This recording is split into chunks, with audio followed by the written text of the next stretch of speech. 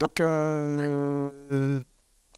tu as fini par des règles, justement pour des règles qui pourraient être celles de tout un chacun pour que notre recherche aille dans une certaine direction.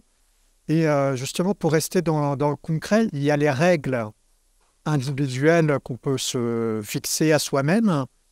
Et puis, il y a aussi la question qui a été évoquée par vous deux de façon plus ou moins théorique, des dispositifs collectifs à mettre en place euh, pour, euh, pour réorienter les recherches.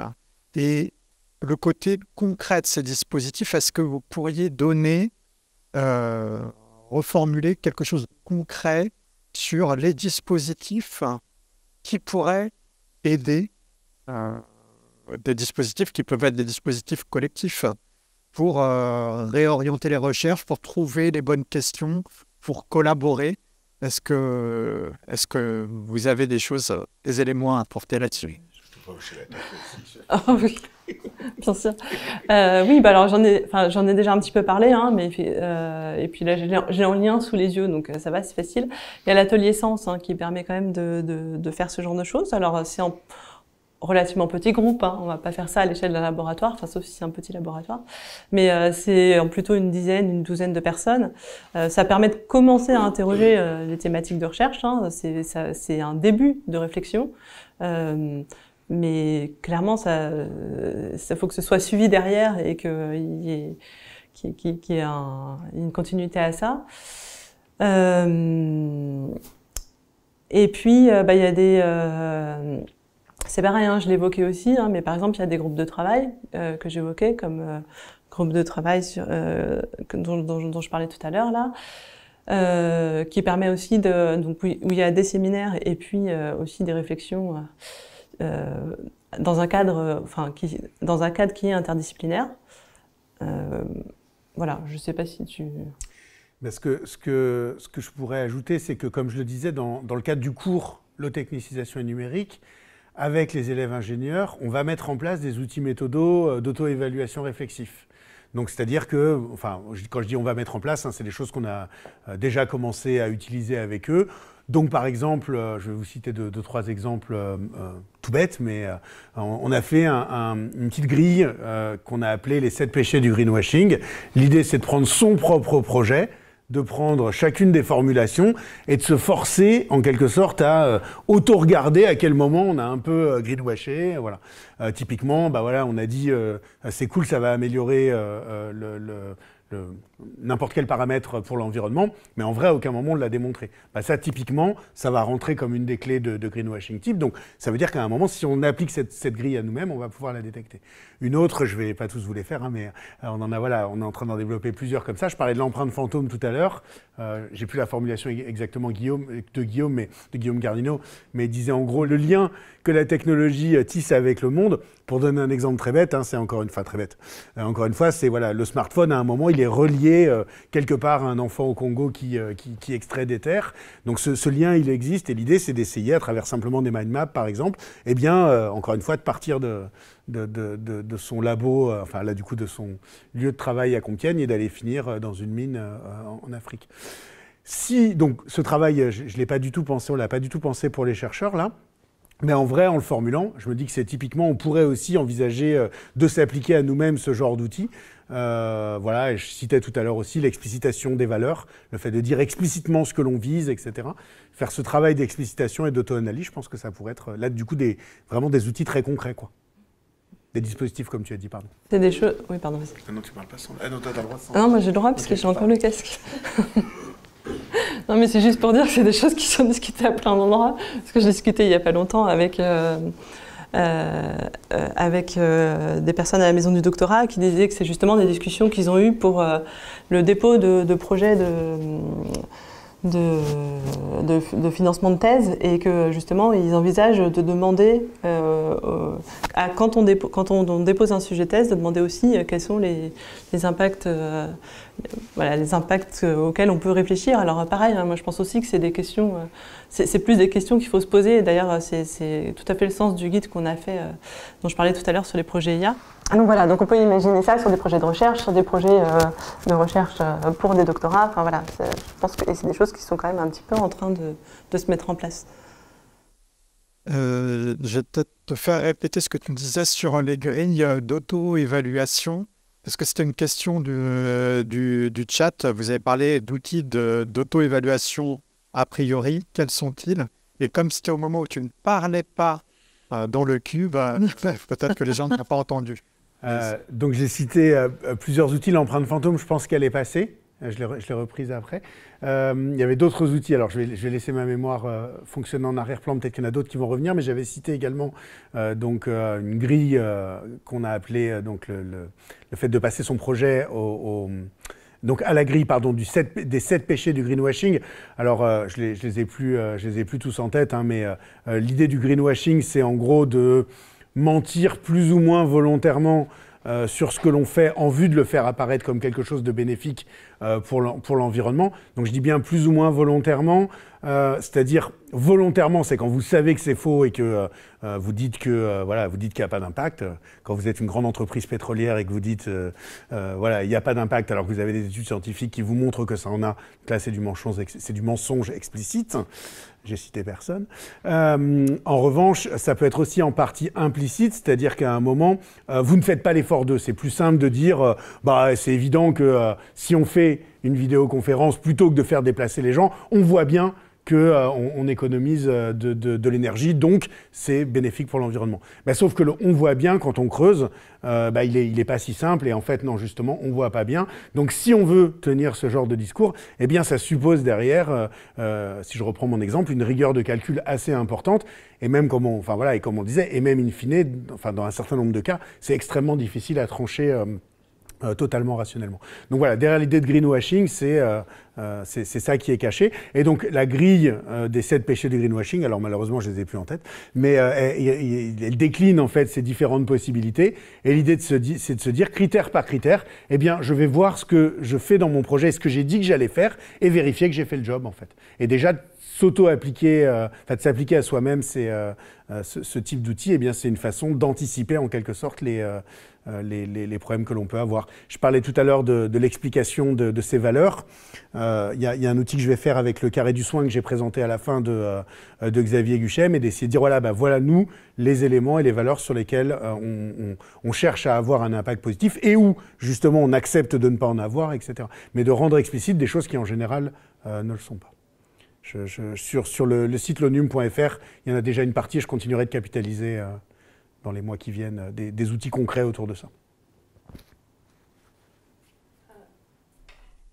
Je vais poser une question qui est dans le chat de Catherine Alvino, qui demande est-ce qu'on peut continuer à faire de la recherche pour ces entreprises qui utilisent des articles partiels pour faire leur greenwashing, justement. Donc là, elle cite Carrefour, Amazon, H&M, etc. Mais du coup, je vais peut-être aussi embrayer sur le travail que tu fais aussi, Stéphane, dans Framasoft, puisque c'est aussi une espèce d'alternative à toutes les GAFAM, etc., qui ont une place importante dans le monde. Et est-ce que tu peux faire le lien entre Framasoft et les impacts environnementaux, le greenwashing? Alors il y avait du coup plein de questions en une. Non, c'est pas grave du tout. Sur la première, on avait une réunion la semaine dernière et on parlait de ces aspects-là. Alors là, c'était pas au niveau de la recherche, c'était au niveau des stages typiquement. Mais on disait est-ce que demain, on pourrait interdire, nous en tant qu'école d'ingénieurs, à nos étudiants d'aller dans tel type d'entreprise, par exemple, ou dans tel secteur de tel type d'entreprise. Voilà, au moins. J'ai trouvé que la réponse, ça n'a pas été tout le monde s'est levé en disant ouais, voilà. Mais on a pu poser cette question sérieusement entre enseignants. Donc voilà, donc c'est une idée qui est dans l'air. Et moi, effectivement, j'y serais j'y serais favorable. Alors effectivement, il y a des choses compliquées parce que c'est aussi important d'aller changer des choses de l'intérieur, hein, mais voilà, à un moment, ça peut être aussi une façon de faire pression. Et nous, on a ce pouvoir-là en tant qu'école d'ingénieurs voilà, enfin, on a ce bout de pouvoir-là à cet endroit. C'était la première question. Sur Framasoft, le point qui peut peut-être être intéressant, pareil, on en parlait assez récemment avec les collègues, c'est d'essayer de mettre en avant et de mettre en lumière les alternatives qui existent dans le monde économique et qui permettent à, par exemple, des informaticiens, dans l'exemple que tu prends, mais ça peut être effectivement voilà, n'importe quel autre type de professionnel, d'aller travailler dans d'autres types de structures. Alors je précise tout de suite, Framasoft n'embauche pas, puisqu'ils ont fait le choix, on a fait le choix de rester à 10 salariés, et voilà, et donc faire un choix de non-croissance. En revanche, il y a plein de petits chatons, donc des copies de Framasoft qui existent en France, et dans certains, il y a peut-être un petit peu de place. Il y a aujourd'hui les licornes avec 2 O, les Raikop, les Fairphone, les Label Emmaüs, etc. Il y a des associations, il y a des coopératives, donc il y a aujourd'hui un tissu socio-économique alternatif qui se construit. Et puis la dernière question, c'était entre Framasoft et l'environnement. Peut-être si le point que je peux faire rapidement là-dessus, c'est un peu en lien de ce que je présentais à un moment sur l'aspect publication, c'est-à-dire que le fait aujourd'hui de rendre le travail que l'on produit en tant que chercheur en général, mais a fortiori sur ces domaines, donc sous licence libre ou au moins sous des licences de type sciences ouvertes, donc qui permettent le partage, la recopie, pareil pour les codes, pareil, voilà. Il y a vraiment un enjeu double là-dessus, c'est d'une part que ça diffuse au maximum, et encore une fois, un vrai enjeu de réfutabilité, c'est-à-dire de s'exposer, et aussi, je reprends ce que tu disais, d'accepter et d'intégrer le fait de pouvoir se tromper. Il faut qu'on puisse publier des choses, les rendre discutables avec les codes, avec les algos, avec absolument tout, et qu'on ait la possibilité que quelqu'un en face nous dise « mais vous êtes complètement planté, vous n'avez pas pris en compte tel truc ». Il faut à tout prix qu'on rentre là-dedans, parce que c'est obligé. Enfin, si on fait ça, c'est sûr qu'on va se planter, qu'on va faire des grosses bêtises, quoi. C'est sûr qu'on va... Mais quelque part, c'est pas grave si quelqu'un d'autre est capable de nous le dire et de nous le renvoyer. Donc pour moi, il y a vraiment un couplage là, entre la culture libre et les enjeux environnementaux qui se jouent. Voilà, ben, j'ai trouvé que vos 2 interventions étaient extrêmement courageuses. Vous nous avez présenté des projets ou des actions qui sont vraiment très, très courageuses parce que elles demandent quand même un effort de pas mal, comme vous l'avez dit, changer la vie, changer les habitudes. C'est pas mal, mais je crois que tout le monde, sur le plan personnel, est quand même prêt à accepter, évidemment, vos objectifs. Ceci dit, il s'agit, enfin, ça a été dit d'ailleurs par vous-même, il s'agit quand même, quand on en arrive au plan personnel, de demander des efforts quelquefois assez considérables dont les gens ne sont peut-être pas forcément conscients au départ. Et ça vous a amené à une attitude pédagogique qui est un petit peu risquée, que je vais vous demander d'essayer de préciser. L'attitude pédagogique, c'est de présenter votre projet dans un projet plus grand, un objectif plus grand. Alors quand j'entends parler de l'un ou de l'autre, des choses qui ressemblent à « il faut changer la société, il faut définir dans quel monde nous voulons vivre », là, on commence à se tapoter le menton, hein, parce que c'est quand même pas tout à fait de la métaphysique, mais c'est quand même plus de la science non plus. Hein. Et puis, après, pour toute question de ce genre-là, ou pour toute question d'ailleurs, il faut des frontières. Alors, est-ce que votre frontière, c'est tout le monde? Ben non, dans certains cas, vous avez expliqué que c'était quand même le monde occidental quand même. Hein. Ça ne va pas être tout le monde.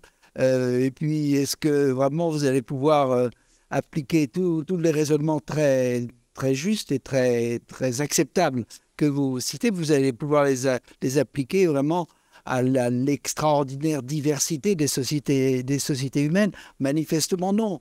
Donc là, ce serait bien si vous essayiez de préciser un peu les frontières quand même que vous avez au niveau de ces généralisations. Merci. Du coup, je fais juste une petite réponse rapide. Donc effectivement, je souscris tout à fait à ce que vous avez dit. Il y a une difficulté évidente. D'ailleurs, vous dites, vous allez généraliser. Vous, je pense que voilà, on n'a pas l'intention de nous d'être les prophètes d'un mouvement comme ça. Donc, les frontières, moi, je vous les précise. Là, enfin, vraiment, pour moi, il s'agit d'abord là de faire un cours dans une école d'ingénieurs pour donner à des élèves ingénieurs la possibilité d'avoir des outils méthodaux qui leur permettent d'avoir une logique de conception alternative à celle qu'ils ont habituellement. Donc là, c'est relativement cerné. Effectivement, ça ne fera pas changer les méthodes de management aux États-Unis ou les méthodes de production en Chine. Mais déjà, au moins, on équipe nos ingénieurs d'autres types d'outils. Et peut-être juste l'autre point, c'est qu'effectivement, sur les outils réflexifs dont on parlait, ça aussi, c'est des outils très concrets. Et tu citais tout à l'heure les fresques ou d'autres outils de ce type-là. On voit aujourd'hui qu'ils sont vraiment capables de produire des effets. Donc, il ne s'agit pas d'être capable à distance d'aller modifier les choses partout, mais on voit que l'usage de ces outils aujourd'hui produit de vrais effets, quoi. Donc, mais effectivement, on peut être un peu plus modeste peut-être que ce qu'on a laissé paraître. Ou pas, hein. Bah non, mais Ah non, t'as pas besoin. moi pareil, moi c'est oui, encore pire, je dirais. C'est-à-dire que moi je prétends à rien du tout. Je prétends pas du tout avoir trouvé de solution à quoi que ce soit. Je parle juste de ma propre expérience, des réflexions qu'il y a. Je suis d'accord, hein, on prend pas tout en compte. Alors même si voilà, on disait c'est sur le monde occidental, je pense que quand tu parlais de tirer les fils, etc. Justement, bah, c'est un peu plus que ça quand même, hein, le périmètre. Donc je pense qu'on ne s'arrête pas que à ça. Effectivement, par contre, les scénarios de l'ADEME dont tu parlais, là, c'est effectivement que pour la France. Donc c'est vrai que c'est un petit peu différent. Mais l'idée, c'est voilà, évidemment, dans la mesure du possible, d'aller tirer des fils pour avoir plus qu'en France.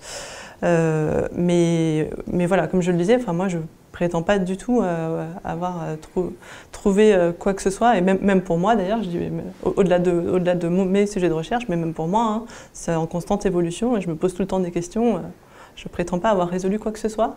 En revanche, ça me semble vraiment important que tout le monde se pose quand même ces questions. Et peut-être un petit complément, parce qu'on a eu une discussion qui ressemblait un petit peu à un moment à table tout à l'heure. Et donc, effectivement, hein, l'argument du ce qu'on fait à l'échelle de la France, de toute façon, ça restera minoritaire, etc. Donc, il est en quelque sorte imparable. Mais c'est le type d'argument qui conduit à l'inaction globalement. À l'inverse, si on prend aujourd'hui la quantité d'argent qui est investie par la France et par l'Europe, mais même uniquement par la France, que ce soit en pourcentage direct ou que ce soit à travers les aides à la recherche, les financements de recherche, qui aujourd'hui sont quand même massivement investis, y compris à travers des entreprises. Enfin voilà, il y a quand même énormément de choses qui échappent aujourd'hui à la direction, à la puissance publique directe. Et ça pourrait l'être. C'est-à-dire qu'on pourrait décider de remettre dans le giron de certains types de recherche, au niveau, ne serait-ce qu'au niveau national. C'est une décision qui pourrait être prise démocratiquement. On pourrait lui reprocher a priori de ne pas avoir d'effet, effectivement, parce qu'elle serait minoritaire dans le monde, voire même on pourrait lui reprocher a priori de mettre la France dans une situation d'infériorité par rapport à d'autres pays. C'est l'exemple que tu prenais du flingue le plus gros, là. Donc effectivement, on aurait un flingue plus petit. C'était pas exactement ça, mais c'était sur la course à l'armement, là, ça ressemblait à ça. Mais néanmoins, c'est quand même une décision qu'on peut prendre. Donc ça reste quand même pour moi une logique de choix, même si... Alors, j'avais plusieurs remarques sur vos deux présentations. Quand on parle de crise écologique ou de transition énergétique, et je pense qu'on peut... moi, je travaille en robotique et j'essaie d'avoir une réflexion depuis longtemps sur comment je pourrais transformer mon mode de travail, ou ce que je produis comme recherche, mais c'est tellement loin, ça me paraît tellement loin de ce qui se passe dans la société ou des impacts. Je me sens en fait comme chercheur complètement à distance. Par contre, si on parlait d'efficacité sur nos actions au jour le jour, on sait que quand on prend les grands ordres de grandeur, c'est le transport. Et je pense que comme n'importe quel Français, un chercheur, il doit être dans les 33% de gens qui prennent encore leur voiture et qui sont à moins de 2 km de leur lieu de travail. Donc, sans faire des grands plans, on peut se dire, on pourrait travailler sur déjà, faire en sorte que son collectif de travail soit bien au courant qu'on pourrait peut-être se déplacer en vélo, ou un deuxième secteur clé, c'est la nourriture. Donc, on mange tous. Et on a des bâtiments qui sont chauffés. Et le chauffage, des bâtiments, c'est un des 3 points clés sur lesquels il faut agir. Donc, je pense qu'il y a aussi, comme chercheur, on peut... sans chercher des choses très compliquées, on peut aussi, sur son lieu de travail, faire en sorte que les gens sachent les ordres de grandeur, changent de comportement sur des choses très simples, quoi. Et après, ça me permet aussi je sais que moi, je roule en vélo, par exemple, le vélo, ça a beaucoup changé ces derniers temps, d'imaginer un autre rapport à la technologie, mais qu'on vit, quoi. et puis de faire du lien autour de soi. Et deuxième chose aussi dans vos présentations, c'est qu'il y a une dimension politique en fait. Et quand on parle travail, je pense que la politique et le travail, ça pourrait concerner les syndicats. Et par exemple, moi je suis syndiqué, j'ai écrit, je suis syndiqué CGT, et la CGT avait signé des espèces de tribunes et tout ça, et j'ai écrit à la CGT mais depuis 3 ou 4 ans, mais j'ai jamais eu aucune réponse. Donc je me demande si en fait on pourrait pas aussi se faire des outils politiques ou des outils syndicaux qui soient à la hauteur des enjeux. C'est-à-dire qu'on est un peu en train de lutter chacun dans notre coin sans outils historiques efficaces, et on pourrait aussi demander aux syndicats ou aux structures existantes d'être beaucoup plus efficaces que ce qu'elles sont, quoi. Ouais, alors sur les syndicats, je suis d'accord, je ne vais pas dire grand-chose de plus que je suis d'accord. Sur l'aspect pratique de la recherche, hein, les transports, le chauffage, etc., hein, c'est l'objet de tout le travail, enfin tout l'accompagnement de Labo 1.5, hein, dont je parlais. Hein. C'est effectivement d'arriver à repérer quels sont les gros postes d'émission dans un laboratoire et sur quoi est-ce qu'il faut le plus réduire. Alors en plus du fait que ça va effectivement réduire l'empreinte du laboratoire, hein, c'est quand même... il y a plusieurs raisons pour lesquelles... C'est très stressant ce casque. Il y a plusieurs raisons pour lesquelles je pense qu'on devrait y réfléchir. Oui, c'est ça. D'une part, on sait que quand on parle des problèmes environnementaux, voilà, il y a une étude par exemple qui a montré que le fait la perception en fait de l'empreinte carbone des chercheurs, ça influençait la crédibilité sur les questions environnementales. Donc là, on a clairement aussi intérêt, ne serait-ce que pour être crédible, à réfléchir à notre propre empreinte. Et puis, voilà, je le disais, hein, l'empreinte carbone des chercheurs, elle est importante, donc, elle est haute, élevée. Donc c'est important de faire attention à la réduire. Et puis, je voulais dire une troisième chose qui m'échappe là tout de suite, mais qui me reviendra certainement. Oui, notamment Stéphane répondra. Que les achats représentaient une grande partie des... Les achats, effectivement, dans la plupart des bilans qui sont faits avec GES 1.5, ça représente une grosse part des bilans, mais c'est pour une raison un petit peu technique, disons, c'est parce qu'en fait, dans les achats, on met tout ce qu'on n'a pas défini plus précisément autre part. Donc, ça va prendre aussi bien tous les achats de traiteurs, les opérations de maintenance du bâtiment, enfin voilà, c'est un peu... C'est un peu vaste, c'est un peu la catégorie fourre-tout où on met ce qu'on ne sait pas mettre autrement. Mais par contre, ceci dit, c'était intéressant parce que quand moi j'ai commencé à faire le bilan carbone de mon laboratoire, donc il y a quelques années, il y avait très peu d'exemples. Et du coup, on avait l'impression que... on avait des bilans qui ne se ressemblaient pas trop, mais on ne savait pas trop si c'était par hasard ou si c'était qu'effectivement c'était très hétérogène. Et en regardant les données maintenant des centaines de bilans qu'on a sur GES 1.5, on se rend compte que c'est effectivement hétérogène. Donc ça veut dire que c'est pas forcément... Évidemment, il y a des constantes. Hein. Évidemment, les missions, c'est un poste important partout. Évidemment, les achats, c'est un poste important partout. Mais ça veut dire que les actions prioritaires ne sont pas forcément les mêmes selon les laboratoires quand même. Vous partagez, les labos de recherche ou les chercheurs partagent avec la société un certain nombre d'empreintes en ce qui concerne transport, alimentation et tout ça. Mais moi, ce qui m'intéresserait, vous êtes chercheur en informatique.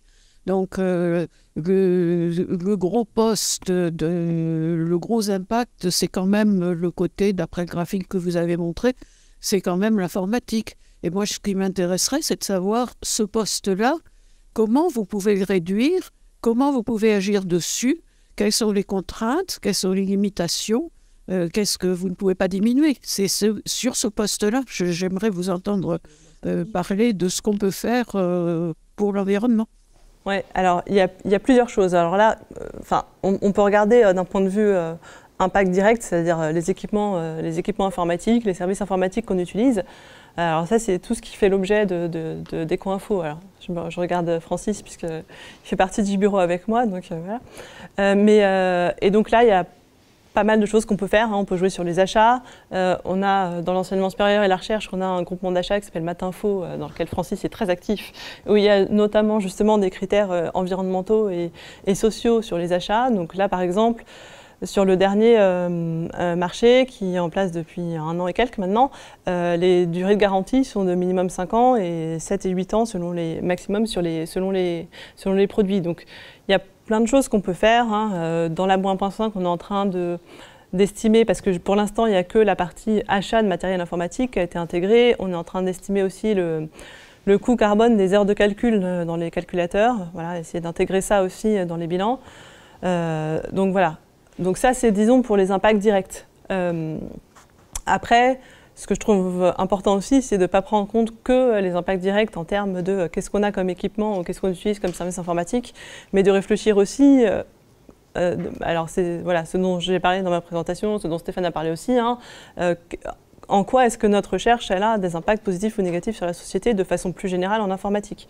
On est dans énormément de... Si vous regardez les documents de la Commission européenne ou autres, vous verrez les transitions écologiques et numériques, elles sont tout le temps associées, comme si ça allait de soi que le numérique était forcément positif pour l'environnement. Alors même si maintenant, il y a quand même des documents qui intègrent un petit peu le fait que oui, il y a quand même des effets négatifs et qu'il faut réfléchir et qu'il y a un effet rebond, etc. Mais enfin, c'est quand même toujours c'est quand même toujours associé, ces transitions, alors que ça ne va pas forcément de soi. Et je pense que voilà, on a montré qu'effectivement, il y a d'autres pistes, d'autres choses sur lesquelles on peut rechercher en informatique qui ne vont pas forcément dans le sens d'une plus grande numérisation, ou en tout cas qui questionnent cette plus grande numérisation. Ouais, à peine en complément, et puis pour refaire un tout petit peu le lien avec ta question aussi, mais j'ai entendu ce que tu as dit sur le côté pro-perso. Je pense que malheureusement, on peut pas. Donc, il faut le faire au niveau perso, mais malheureusement, ça peut pas suffire. C'est-à-dire qu'aujourd'hui, on sait qu'il faut que tous les facteurs soient joués au niveau pro, perso et collectif, quoi. Enfin, si on peut les dissocier. J'ai bien aimé ta remarque de « je me sens à distance ». Je pense qu'elle est vraiment juste, mais je pense qu'elle est construite par justement la façon dont on organise et dont on forme et dont on vit la recherche. Et ça, c'est... je citais Isabelle Stenger tout à l'heure, je trouve qu'elle mettait vraiment ça en exergue. C'est-à-dire qu'à un moment, on a construit notre recherche justement pour qu'elle nous mette à distance. Et c'est aussi en lien avec des notions de science pure ou voilà. Et qui ont du sens. C'est-à-dire qu'effectivement, enfin, le replace historiquement dans la naissance qui se produit au 19e, etc. Ça a vraiment du sens. Mais par contre, ça mérite d'être réinterrogé aujourd'hui parce que justement, on n'est plus dans le même contexte. Donc, c'était pas pour c'est pour se renvoyer à tous là-bas. Je pense qu'effectivement, il est assez facile de se sentir à distance parce que c'est construit pour ça. Mais par contre, à mon avis, c'est à réinterroger. Et pour réinsister sur les effets indirects, je ne redis pas ce que tu as dit, c'est la même chose, mais pour très concrètement, en tant qu'informaticien aujourd'hui, on peut choisir de travailler sur l'optimisation des composants qui vont permettre la sortie de l'iPhone 12 ou de l'iPhone 13, sur les protocoles qui vont être ceux de la 6G ou de je ne sais pas quoi, ou on peut travailler sur la construction d'ordinateurs modulaires qui vont durer 50 ans, sur des systèmes d'exploitation qui vont continuer de fonctionner sur ces composants, avec tous les... Et quand je dis ça, c'est souvent on me dit ouais, c'est un retour en arrière, mais pas du tout, parce que du coup, se poser ces questions-là, en intégrant les enjeux de sécurité moderne, en intégrant l'ensemble de ce qui est devenu l'informatique depuis ces 20 dernières années, il ne suffit pas d'aller prendre un PC d'il y a 20 ans et de voilà. C'est vraiment des enjeux qui sont des questions de recherche difficiles. Alors je ne sais pas si elles sont plus, moins, voilà, mais en tout cas qui sont d'un ordre, à mon avis, voilà, on a des questions là complexes, difficiles, qui interrogent les langages, système d'exploitation, les réseaux, voilà, c'est de la mesure, enfin on a à peu près tout. Et ça, on peut, entre guillemets, on pourrait choisir, enfin encore une fois, au fait près, voilà, au bouton près qui n'est pas là, mais on pourrait décider en tant que société de dire, bah, ok, on arrête d'investir sur ce qui permettra de sortir le nouveau téléphone, je ne sais pas quoi, et à la place, on investit là-dessus. Oui, donc je vais poser quelques questions du chat. D'abord, il y a 2 personnes qui reviennent sur... l'estimation des impacts, comment mesurer les impacts. Est-ce qu'il n'y a pas le risque de ne pas bien anticiper des usages non encore identifiés? Et une autre personne, sur la même question, dit « Les études d'impact sont souvent biaisées et incorrectes. Pourquoi, pour la majorité d'entre elles, est-il difficile de bien faire les choses? Incompétence, erreur intentionnelle, etc. » Et du coup, je me permets de rajouter la question de avec qui faire ce travail et hors l'informatique, la pluridisciplinarité, je veux dire. Sortir des modèles peut-être informatiques ou chiffrés, etc. Tu peux commencer? Oui, alors Ouais, il y a plusieurs raisons pour lesquelles, je pense que les impacts sont pas forcément bien estimés, hein. J'en ai évoqué un certain nombre tout à l'heure, hein. Le fait, par exemple, que le périmètre est pas forcément très clair, que le scénario de référence est pas forcément juste. Enfin voilà, il y a plein de choses qui font que dans les estimations qui sont faites des bénéfices environnementaux de solutions numériques, en l'occurrence, il y a plein de biais qui sont assez mal traités. Et alors, c'est pas... Il y a des raisons objectives du fait qu'effectivement c'est pas forcément très simple, et puis il y a des raisons aussi de fait que c'est plus facile de montrer qu'on a un bénéfice environnemental avec une application de covoiturage si on suppose que tous les autres seraient venus en voiture plutôt que s'ils étaient venus en transport en commun. Donc ça peut être volontaire ou pas. Oula, ça fait éternuer quelqu'un, très fort. Je sais pas ce que j'ai dit qui a fait éternuer, mais... il y a effectivement, tu le disais, hein, toutes ces questions, ça peut se faire que de façon interdisciplinaire, parce qu'il faut réfléchir effectivement à la façon dont les usages vont être modifiés, à la façon dont les comportements des utilisateurs vont changer, qu'est-ce que ça implique en termes d'infrastructure, etc. Donc ça nécessite de réfléchir de façon interdisciplinaire. Et là, je dirais, en fait, ça dépend un petit peu de l'application qui est regardée, parce que voilà, si c'est sur... voilà, bon bref, je ne vais pas donner des exemples parce qu'il n'y en a pas qui me viennent de tête, mais enfin, clairement, ça va être, je ne sais pas, en économie, en sociaux, en je ne sais quoi, en fonction de l'exemple qu'on est en train de regarder. Et puis, la dernière chose que je veux dire, je pense qu'on l'a dit un petit peu tous les deux, mais c'est qu'il faut aussi accepter que l'évaluation, elle ne va pas forcément être quantitative et précise. Voilà, c'est-à-dire que parfois, juste le fait de poser des questions, ça suffit à déceler des failles dans le raisonnement, dans le système, ou je ne sais pas quoi, et ce qui fait que peut-être qu'on va s'arrêter là, et puis peut-être juste d'avoir soulevé les questions, ça permet d'y revenir régulièrement, de faire attention au fait de ne pas aller dans telle ou telle direction parce qu'on a bien posé les problèmes dès le départ, et du coup ça permet aussi d'orienter correctement une étude, etc. Mais effectivement, ce n'est pas des évaluations au sens... on ne va pas avoir un truc super précis avec des benchmarks, etc., comme on a l'habitude de faire. Effectivement, c'est un petit peu différent. Mais voilà, je pense que c'est quelque chose qu'il faut prendre en compte. Oui, cette question de la complexité, elle est vraiment, je pense, vraiment pas facile parce que, alors, a fortiori en sciences dures ou sciences inhumaines, selon comment on dit, mais on est plus habitué effectivement à traiter des faits, des chiffres, etc. Et là, ça n'est pas suffisant. Encore une fois, c'est nécessaire de le faire, mais c'est pas suffisant. Je répète pas tout ce que tu as dit. Il y a peut-être un autre point quand même qu'on peut donner. Je crois que j'en parlais un moment dans ma présentation, mais faut aussi voir à un moment quels sont les critères d'évaluation qui sont donnés, ou les critères aujourd'hui même plus de montage de projets qui sont donnés aux chercheurs. Quand vous dites à des gens, si vous m'expliquez que vous allez avoir tel critère positif, alors vous allez avoir de l'argent. Et si vous m'expliquez que vous m'expliquez pas ça, vous n'allez pas avoir l'argent. Les gens, ils font ce qu'il faut pour que leur recherche fonctionne. Hein. Comment nos étudiants ils fonctionnent, nous, avec les critères d'évaluation qu'on leur donne, ils adaptent leur travail aux prérequis que l'on donne sur l'évaluation. Et aujourd'hui, les chercheurs font ça. Donc à un moment, effectivement, ça veut dire que soit il faut re-rendre autonome certaines logiques de financement par rapport typiquement au montage de ces projets, ou alors il faut enlever ces critères, ou alors il faut effectivement qu'il y ait la possibilité de dire, je sais pas, ou de dire que, d'être objectif là-dessus, sans que ça ait des conséquences néfastes sur le financement. Sinon, il est normal que les gens... Ou de fonctionner sur des financements récurrents. C'est ça. Ouais, c'est ça, de re-rendre indépendant au moins une partie du financement de la recherche de ces appels à projets qui obligent à mentir. Enfin voilà, faut dire. Encore une fois, ça peut être du soft mensonge, je ne sais pas comment on appelle ça, mais néanmoins, à un moment, voilà. Il est vraiment enregistré. Et on a encore un quart d'heure, je vais poser 2 questions. La première, c'est évidemment, c'est important de regarder tout ce que vous avez cherché à montrer dans le domaine du numérique. En parallèle, j'observe que les grandes avancées techniques, celles qui s'imposeront dans nos vies demain et donc aussi dans l'économie, sont d'origine californienne ou chinoise. Donc, est-ce bien raisonnable de philosopher trop longtemps avec le risque d'être largué? Ça revient un peu avec la question qui a été posée un petit peu avant. Mais je posais la deuxième question aussi, parce que le temps avance. C'est la question du terme low-tech. Pourquoi tu l'as choisi? Tous les deux, d'ailleurs, vous l'utilisez. Qu'est-ce que vous mettez derrière comme sens? Quelle est son origine? Et pourquoi vous l'avez choisi? Alors, je réponds tout de suite à la deuxième assez rapidement. Alors, du coup, au départ, je n'utilise pas le terme de low-tech, j'utilise le terme low-technicisation. Je vais tout de suite préciser pourquoi, parce que je commence toujours la première présentation par « il n'y a pas d'informatique low-tech ». Donc effectivement, low-tech et informatique, par construction, c'est antinomique, puisque pour faire de l'informatique, il faut de l'électricité, il faut, qui dit électricité dit réseau, etc. Il faut de la des micros, enfin voilà, à moins d'imaginer de l'informatique, on peut, hein, avec des roues et voilà.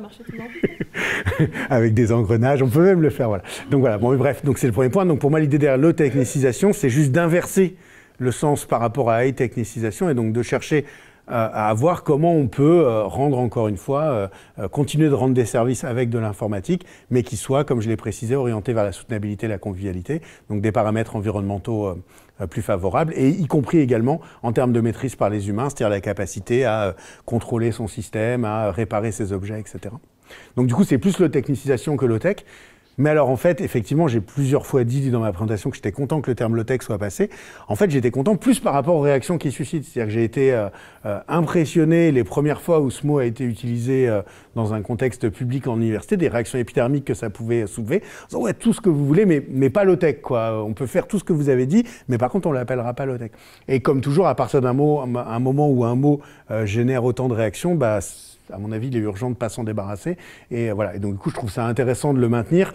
Pas forcément parce que j'ai pas de définition à donner, l'historique il est extrême. Enfin, on peut prendre les définitions du low-tech lab, appropriabilité, durabilité. Évidemment, j'ai oublié le dernier, mais peu importe. Voilà, on peut prendre ces éléments-là, mais pour moi, le plus important, c'est que c'est un mot un peu valise, c'est un mot qui peut vouloir dire plein de trucs. Et pour le moment, pour moi, sa première valeur, c'est justement de susciter la réaction et du coup le débat. Je sais pas si tu veux là-dessus ou sur le low-tech, non. Mais, prends la deuxième question. Non, bah vas-y. Ouais. Oui, sur le low-tech, moi j'ai rien à rajouter. Par contre, sur le à quoi bon, je dirais justement, hein, faisons autrement, quoi. Donc voilà. Plutôt que d'attendre uniquement les innovations qui viennent d'autre part, réfléchissons à comment est-ce qu'on peut faire autrement. Ouais, et puis sur le largué, hein, je réagis juste sur le largué, c'est-à-dire que oui, c'est-à-dire en fait, encore une fois, tu l'as, pardon, je ne sais plus exactement quelle était l'image que tu as prise tout à l'heure, mais dans l'image militaire, ouais, soyons largués, c'est-à-dire qu'à un moment, acceptons de ne pas jouer cette bataille-là. Et encore, il y a au moins deux bonnes raisons. D'abord, comme ça vient d'être dit, elle est probablement déjà perdue, donc voilà. Et deuxièmement, elle nous conduit à quelque chose. Si elle nous conduit à quelque chose de non souhaitable, ouais, acceptons de ne pas jouer cette bataille-là. Alors là, je reprends la main côté Framasoft, mais voilà, avec Framasoft, donc une association d'éducation au numérique, l'association, je ne vais pas dire on parce que j'y étais pas à ce moment-là, mais a été capable à travers la campagne d'Égo-Glisons Internet de montrer qu'on peut aujourd'hui utiliser des outils numériques qui globalement nous rendent les services dont on a besoin sans les services des GAFAM. Aujourd'hui, il est possible, d'ailleurs c'est assez drôle, hein, si vous connaissez les informaticiens, en général, ils arrivent à peu près à s'émanciper de la quasi-totalité des outils des GAFAM, si c'est pas de la totalité. Voilà, c'est ça. Effectivement, on est un peu embêté quand il s'agit de mettre une présentation sur PowerPoint sous Windows, mais en dehors de ça, non. Mais bon, si vraiment on travaillait un jour ou deux à ça, on y arriverait. Enfin bon, bref, donc voilà. Donc du coup, ce côté... alors, gagner la course, je pense que c'est pas possible. Gagner la bataille, c'est pas possible. Par contre, jouer avec d'autres règles, jouer à un autre jeu. Hein, on prend parfois cet exemple avec Tessin, on dit voilà que si on est sûr de pas gagner aux échecs, si on joue au Go avec la personne en face, ses compétences lui servent plus forcément. Donc on peut essayer de jouer à autre chose. Et là, encore une fois, moi je trouve que l'exemple de Framasoft, et encore une fois, j'en parle à toute humilité parce que j'étais pas là quand ça s'est fait, je les ai rejoints après, mais avec un budget de 500 000 €, 10 personnes, dont un admin 6 et 2-3 développeurs, arriver à proposer comme ça un panel de solutions qui fonctionne et qui offre une alternative, j'ai pas dit qu'il était équivalent, mais qui offre une alternative, ça montre quand même un champ du possible très très fort, quoi. Et de ce point de vue-là, le numérique est quand même assez emblématique. C'est facile aujourd'hui de faire pas mal de trucs avec assez peu de moyens, quoi. Oui, ce que vous discutez là, je trouve que ça rejoint une préoccupation qui l'amène depuis très longtemps, parce que j'ai dirigé laboratoire pendant une trentaine d'années, mais un laboratoire pas comme les vôtres, un laboratoire de didactique et médiatique des sciences et des techniques. Je ce que je veux dire, dans ce type de recherche, si on n'a pas une réflexion éthique, mais pour plonger les recherches qui vont être faites dans un univers qui n'est pas l'univers où il y a l'éthique d'à côté, ça ne marche pas. De même, les questions il faut former au développement durable. Dès le début, je me suis rendu compte que on ne pouvait pas former au développement durable sérieusement si, en même temps, cette formation n'était pas destinée à augmenter les capacités de tous ceux qui sont concernés, et donc non pas leur asséner ou leur faire tomber sur ce qui doit être fait, ce qu'il faut comprendre, mais il faut développer leurs possibilités dans ce nouveau monde qui est en jeu. Et c'est important. Hein, alors, en ce qui me concerne, je dois dire que dans chaque recherche que j'ai faite ou pilotée, je dirais j'ai changé les thématiques et les problématiques. Ouais, enfin tout. Donc je souscris à ce que vous avez dit. Hein, et pour moi, justement, c'est alors. J'ai dit tout à l'heure, ce qu'il y avait derrière le tech, j'ai dit que je ne savais pas, ben, on va le dire petit à petit. Mais pour moi, c'est aussi ce qui se cache derrière, c'est-à-dire qu'il y a toujours tech dedans. Et donc, il s'agit bien de réinventer de l'encapacitation des humains pour de vrai, quoi. Et alors, typiquement, en informatique, j'ai cité quelques exemples, mais on imagine bien qu'avoir la capacité, avec un collectif d'humains raisonnable, sans dépendre justement de multinationales, etc., de construire des ordinateurs, de les maintenir, de faire tourner le logiciel dessus, de mettre en place des réseaux, tout ça, c'est des choses qu'on peut faire, quoi. Et c'est plutôt encapacitant et plaisant de faire ça, plutôt que de devenir un informaticien qui est super spécialisé dans l'écriture de telle ligne de code, dans tel langage, dans tel processus. Donc c'est et de ce point de vue-là, si on veut aller voir, là je suis un peu plus en projection, mais du réel, si on va voir les travaux, par exemple, de l'atelier paysan, voilà, ce sont des gens là qui réinventent des machines, des façons de les utiliser, et du coup c'est super encapacitant et ça fait beaucoup plus envie, je trouve moi-même pour un ingénieur ou un chercheur de regarder ce que ces gens-là font que d'aller travailler sur un tout petit bout de truc dans un tout petit bout de coin, quoi. Donc ça, à mon avis, cet imaginaire et cette encapacitation, elle peut jouer. Oui, bah, enfin, j'ai pas grand-chose à ajouter, sinon que je suis tout à fait d'accord. J'allais citer aussi l'atelier paysan, donc ça va, c'est bien.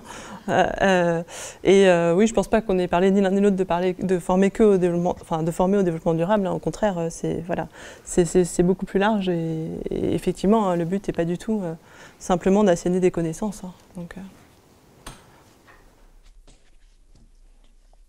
Du coup, moi, je vais poser une question pour moi. De ma part, je suis assez frappée que parmi les gens que je rencontre qui soient un peu critiques du numérique, quoi que cela veut dire, parce que numérique, c'est aussi un terme à interroger, souvent ce sont des informaticiens, justement, et que j'ai l'impression que les sciences humaines, pas inhumaines, les sciences humaines ont du mal à mettre en critique notre travail de développeur ou le travail de l'ordinateur.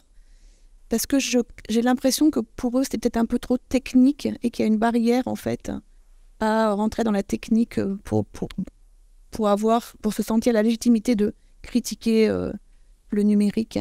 Et du coup, pour aller dans le sens de ce qui vient d'être dit, je défends souvent l'idée qu'il faut enseigner l'informatique, mais les bases de l'informatique qui permettent, non pas l'utilisation de Word ou de Windows, mais en tout cas les bases qui permettent justement de porter un regard, de se sentir en légitimité, d'être en capacité, comme tu l'as dit aussi Stéphane, de pouvoir poser des diagnostics sur ce que fait l'informatique, le numérique au monde.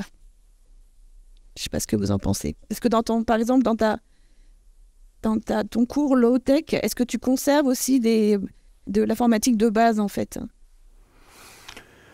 Alors, j'ai pas prévu de faire ça dans ce cours-là, mais il y a un autre cours que j'encadre à l'UTC qui adresse ça. Donc du coup, après j'espère que les étudiants feront les deux, mais ils peuvent pas tout faire.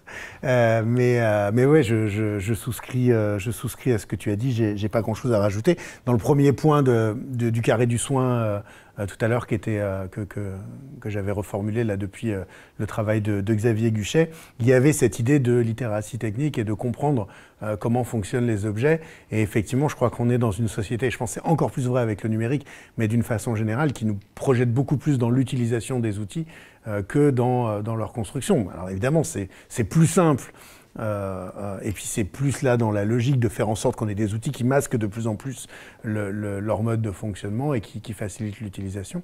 Mais donc ce qui est chouette, c'est-à-dire ça permet voilà, de faire plein de choses qu'on aurait beaucoup plus de mal à faire sinon. Mais en revanche, ça masque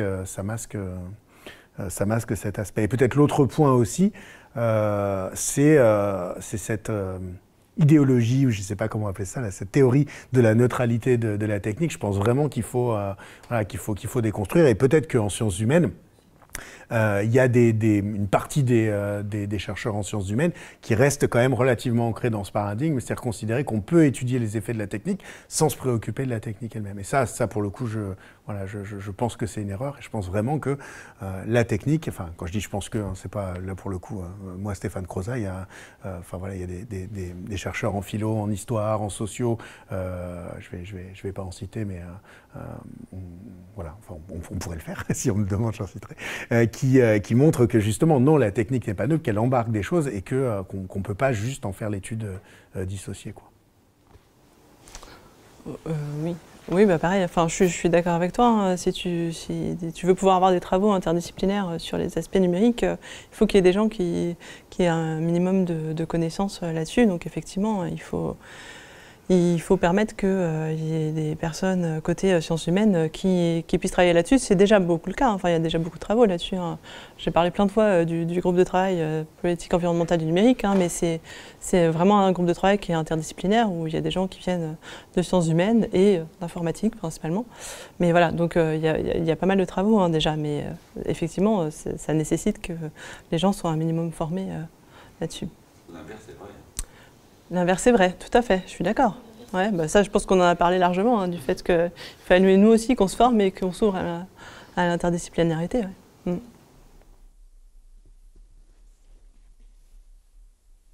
J'en ai une dernière dans le chat. C'est quelqu'un qui rappelle que l'UTC a produit l'impactomètre, que tu connais, Stéphane. Donc un outil très complet et très fin pour comparer des réunions en visio et des réunions en présentiel. Ce qui manque peut-être à cet outil, c'est la visualisation des incertitudes.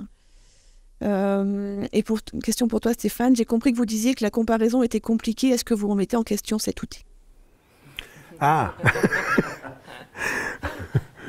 alors sur l'impactomètre, je ferai remonter à Yacine la demande. Est-ce que je la remets en question? C'est une bonne question, on pourrait la laisser en suspens. Alors, du coup, d'un point de vue de la low-technicisation, si on prend ce point de vue-là, ce qui est intéressant, c'est que justement, au-delà de l'impact environnemental qu'il y aurait à avoir, donc effectivement, il faudrait en faire la mesure, ça réinterroge aussi des choses sur le dispositif. Est-ce que plus de gens seraient déplacés? Est-ce que ça aurait été mieux? Est-ce qu'on aurait une meilleure interaction comme ça que sinon ou pas? Est-ce qu'avec notre micro un peu ridicule depuis tout à l'heure, finalement ça a donné une certaine ambiance ou je ne sais pas quoi. Mais donc j'ai vraiment pas la réponse et encore une fois, et c'est pas pour me dédouaner sur ce cas-là, mais d'une façon générale, même dans les projets qu'on va mener avec les étudiants, encore une fois, l'idée c'est vraiment pas d'arriver avec les réponses, mais de se poser ces questions-là, ce que je viens de formuler un peu vite fait et qu'on pourrait faire de façon plus rigoureuse avec justement des outils méthodos qui nous obligeraient à le faire, ça nous amènerait à prendre cette décision. Pas uniquement sur le côté, par exemple, c'est pratique, voilà, enfin, et du coup, d'aller un peu au bout de ces questionnements. Alors, vous me direz, on peut pas faire ça pour chaque geste quotidien de notre vie et se demander si aujourd'hui je vais mettre mes tennis ou si je vais marcher pieds nus ou si je vais, voilà. Donc, on peut pas le faire tout le temps, soit, mais voilà, je pense que je pense que c'est important de rentrer dans ces logiques de questionnement d'une façon générale, quoi. Moi, j'ai une dernière question qui vous avez soulevé tout à l'heure, la question, la science fondamentale qu'on laisse libre avec ses propres autonomes, avec ses propres projets. versus une science finalisée et on finance des projets bien particuliers. Et si parmi les projets finalisés, on mettait par exemple les problématiques environnementales où on se disait, on finance 50% des projets finalisés sont des projets environnementaux. On irait du côté de la science, disons qu'on dirigeait et pas de la science qui trouve elle-même de façon autonome ses propres problématiques de recherche. Donc, est-ce qu'il y a une contradiction, pas de contradiction? Est-ce qu'il faut aller justement de ce côté-là, finaliser la science, oui, mais finaliser dans une direction particulière, hein? C'est des questions un peu générales. Hein. Oui, alors, il y a deux choses, mais j'espère que je n'ai pas oublié en arrivant aux deux. La première chose, c'est que si c'est effectivement des directions qui sont décidées au niveau politique, etc., le problème, c'est ce qu'on va mettre derrière environnemental. Hein. Là, actuellement, il y a pas mal d'appels à projets qui intègrent les enjeux environnementaux, etc., sauf que quand on regarde, c'est l'efficacité énergétique, c'est...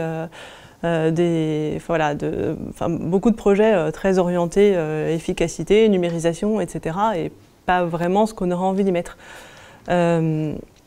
Et voilà, et comme j'avais prévu, j'ai oublié mon deuxième point en y arrivant, mais il me semble quand même que c'est plutôt il me semble que ce serait plus intéressant qu'on y réfléchisse nous-mêmes et qu'on avance vers des thématiques qui nous semblent pertinentes avec les méthodes, les objets d'études qui nous semblent pertinents et les méthodes qui nous semblent pertinentes. Ouais.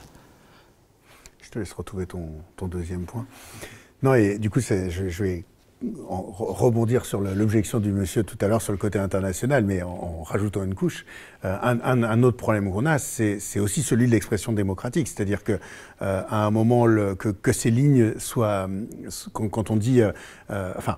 Donc, il y a la question de savoir si les questions viennent de l'extérieur par rapport au monde de la recherche, mais ensuite de quel extérieur? C'est-à-dire qui décide, ce que tu viens de dire, hein, mais une fois qu'on a mis le mot environnemental dedans, qui décide concrètement ce sur quoi on travaille? Et est-ce qu'effectivement, vous avez vu les scénarios S1, S2, S3, S4 de l'ADEME, ils s'attaquent tous les quatre à la problématique environnementale. Et en plus, c'est vraiment ce que je trouve très intéressant dans ce scénario, ils arrivent au même résultat. Donc, s'ils y arrivent, donc la question c'est est-ce qu'on investit massivement dans l'IA, les data centers pour qu'elles nous trouvent les solutions à nos problèmes pendant qu'on... Mais des deux côtés, des deux extrêmes si on y arrive. Exactement, et des deux côtés si on y arrive, tout à fait, ouais. Donc effectivement, à droite de mon schéma, est-ce qu'on investit massivement sur le technosolutionnisme en espérant que ça va produire les solutions techniques, ou à gauche de mon schéma, est-ce qu'au contraire, on investit massivement sur une forme de sobriété en espérant que les gens vont y adhérer, vont jouer le jeu, parce qu'effectivement, s'il y a contournement, s'il y a délocalisation des productions, s'il y a etc., du coup, ça ne se résout pas.